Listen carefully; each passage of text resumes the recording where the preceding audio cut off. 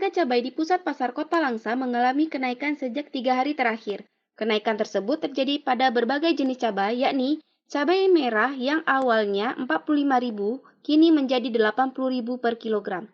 Cabai hijau yang awalnya Rp20.000 kini menjadi Rp60.000 per kilogram. Cabai rawit dari yang biasanya Rp50.000 per kilogram kini menjadi Rp100.000. Salah seorang pedagang cabai, Rusli, mengatakan kenaikan harga cabai telah terjadi selama 3 hari terakhir.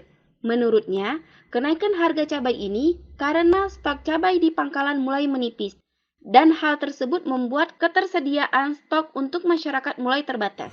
Harga cabai merah naik, tiga macam cabai harganya naik. Dalam sehabis pemilu ini langsung naik dia. Dari Karena berapa Pak? di cabai merah dari 50 sampai 80.000. Banyak naiknya.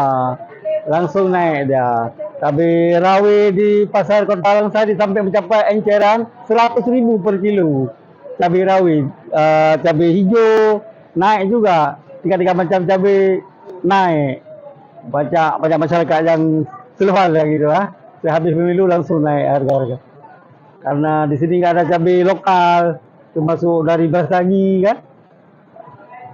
Barang-barang kan kosong, ya maka langsung naik harga cabai itu. Gitu.